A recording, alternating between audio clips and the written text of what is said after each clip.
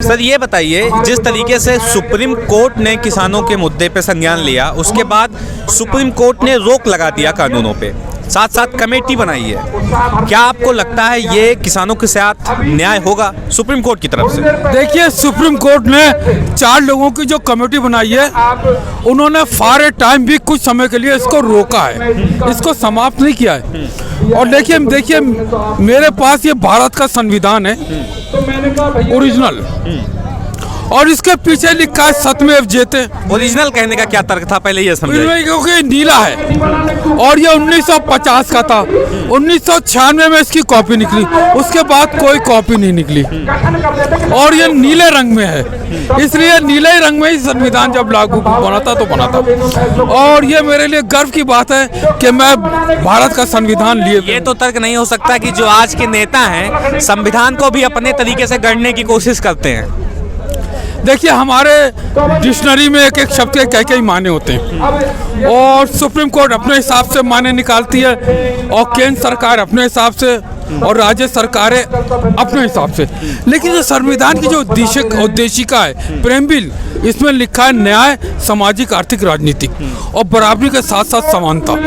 और आर्टिकल अनुच्छेद 14 में लिखा है कि न्याय, कानून के सामने सब बराबर हैं।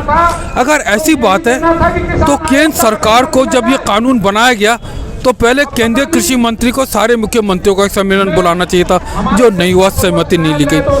और जब ये बिल संसद में रखा जाना था और प्रधानमंत्री के बगैर दिखाए तो बिल संसद में जा ही नहीं सकता, तो प्रधानमंत्री को सारे मुख्यमंत्रियों का सम्मेलन बुलाना चाहिए था। खैर, अब वो तो समय निकल गया, अब क्या किया जाए? अब प्रधानमंत्री को चाहिए कि अगर वो संसद का विशेष सत्र बुलाएं और इस संविधान में संशोधन करें, बहुत समय लगेगा, तो आप प्रधानमंत्री को चाहिए कि केंद्रीय मंत्रिमंडल की बैठक बुलाएं और राष्ट्रपति के पास जाके गैजेट जारी करके इसको कर दें। अगर ऐसा हो जाता है तो मुझे बड़ी खुशी होगी, क्योंकि हमारा इतना बड़ा देश, जिसके प्रदेश संसार के देशों से बड़े हैं, कई जिले संसार के देशों से बड़े हैं, इतने बड़े देश में मुझे मालूम है कि प्रधानमंत्री अपने विशेष अधिकार का प्रयोग करेंगे। और अब जबकि 2021 और 22 का बजट 1 फरवरी में आने वाला है, तो हम चाहेंगे प्रधानमंत्री जो है एक राष्ट्रीय कृषि नीति बनाएं। उसके लिए कृषि मंत्री जो है सारे प्रदेशों के कृषि मंत्रियों का एक सम्मेलन बुला के इसको अप्रूव ले लें, पास कर लें। आप ये कह रहे हैं कि प्रधानमंत्री अपने विशेष अधिकार का प्रयोग करें और इस कानून को राष्ट्रपति के पास ले जाएं, गैजेट जारी करके इसको निरस्त करवाएं। जी जी, ये बात तो एक तरह से चलिए कल्पना मात्र हो सकती है। सुप्रीम कोर्ट पे आप बताइए, जो सुप्रीम कोर्ट आज संज्ञान लिया है वो कानूनी रूप से कितना सही है और किसानों के हित में कितना है, बस इतना बताइए। देखिए, आर्टिकल 50 में हमारे देश में एग्जीक्यूटिव और जुडिशरी अलग अलग है, और ये समस्या जो एग्जीक्यूटिव से जुड़ी हुई है, तो प्रधानमंत्री को अपने विशेष अधिकार का इस्तेमाल करके राष्ट्रपति के पास जाना चाहिए, और वो 5-10 मिनट में चले जाएंगे, सारे रास्ते बंद हो जाएंगे, राष्ट्रपति जिससे भी मिलने होंगे सबके प्रोग्राम कैंसिल हो जाएंगे, वो प्रधानमंत्री से मिलेंगे। और सुप्रीम कोर्ट ने आज जो फैसला दिया वो सही था, आपको सही लग रहा है? सुप्रीम कोर्ट ने तो कोई फैसला नहीं दिया, उन्होंने फॉर ए टाइम बीइंग कहा है, कुछ समय के लिए, तो ये कुछ समय के लिए समस्या का कोई समाधान नहीं है। कमेटी बनाने की जो बात कही सुप्रीम कोर्ट में, उस पे आप लोग कितने राजी हैं? कमेटी 4 लोगों की बनी है, और कमेटियां इससे पहले भी बन चुकी हैं, और आज तक संसद में कमेटियां जो हैं वो धूल चाट रही हैं। कमेटी बनाने का मतलब ये है कि मामले को लटका लो, ना तो उसमें हाँ हो ना हो, मामला जो यूं ही लटका रहे, तो ऐसा जो है कमेटी बना के फैसला नहीं होगा। हमारे प्रधानमंत्री ने जिस तरह से, मैं अलमदार अब्बास ये कहना चाहता हूँ, प्रधानमंत्री जी आपने धारा 370 समाप्त कर दी, आपने अयोध्या का विवाद एकता, शांति, सद्भावना के साथ, प्रेम के साथ समाधान निकाला, नोटबंदी आपने कर दी, गुड्स एंड सर्विसेज जीएसटी आपने एक कर सारे देश में लगा दिया, तो इस कानून को भी वापस ले लें। और प्रधानमंत्री जी तो कानून को लाएं, वापस कैसे ले लेंगे? ये तो बिल्कुल विपरीत बात कर रहे हैं। देखिए, ये संविधान बहुत शक्तिशाली है, इससे पहले भी कई कानून वापस हुए, और शाहबानो केस में तो सुप्रीम कोर्ट का निर्णय चीफ जस्टिस का वापस हो गया, तो ये कानून क्यों नहीं वापस हो सकता? बिल्कुल वापस हो सकता है, लेकिन सरकार की मंशा होगी तब। सरकार की मंशा नहीं नजर आ रही है ना। सरकार की मंशा, जनता की मंशा सरकार की मंशा है।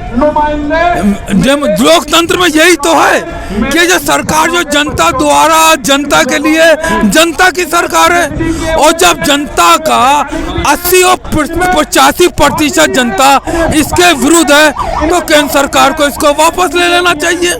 हमें आशा है कि प्रधानमंत्री जी एक राष्ट्रीय कृषि नीति बनाएंगे, एक राष्ट्रीय उद्योग नीति बनाएंगे और मेक इंडिया के साथ साथ मेक फॉर इंडिया करेंगे, ताकि हर क्षेत्र और हर वर्ग का विकास हो। आपके साथ और सारी चीजें दस्तावेजें क्या हैं, थोड़ा इन चीजों को समझाइए। यह है भारत सरकार का बजट।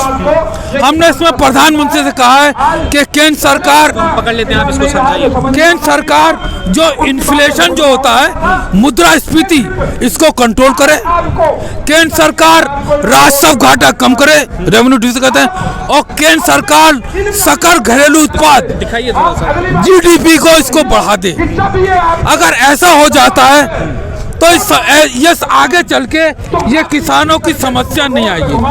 हमने 40 की 40 जो केंद्र सरकार की योजनाएं हैं उनको भी लिया है, और इसका सबसे बड़ी चीज ये है कि हमने इसमें भारत की अर्थव्यवस्था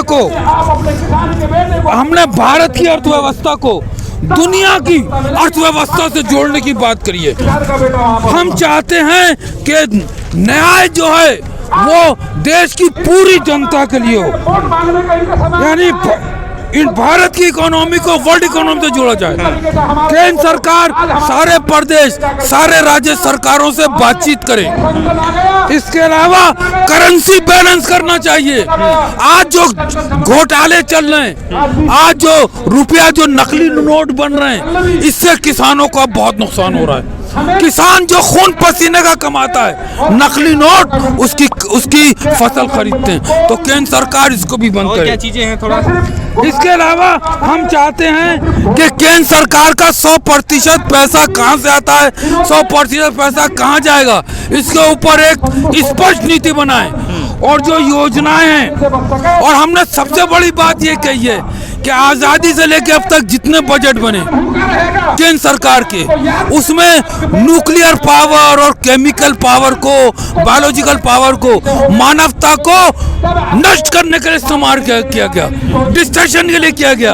आज हम चाहते हैं न्यूक्लियर एनर्जी और जो केमिकल एनर्जी है, इसको कृषि में इस्तेमाल किया जाए, उद्योग में इस्तेमाल किया जाए, दवाओं में, मेडिसिन में इस्तेमाल किया जाए। अच्छा चाचा जी, एक चीज हमको आप थोड़ा बताइए, हम समझ नहीं पा रहे हैं। आप संविधान की बात किए, कानून इतना बढ़िया से समझा है, पूरी जानकारी है आपको, अर्थव्यवस्था की पूरी जानकारी आप समझाए। आप क्या हैं, अर्थशास्त्री हैं, राजनीतिक विशेषज्ञ हैं, कानून विशेषज्ञ क्या है, इसको आप पहले समझाइए। भाई मैं तो एक मजदूर हूँ, किसान के खेत पे काम करने वाला।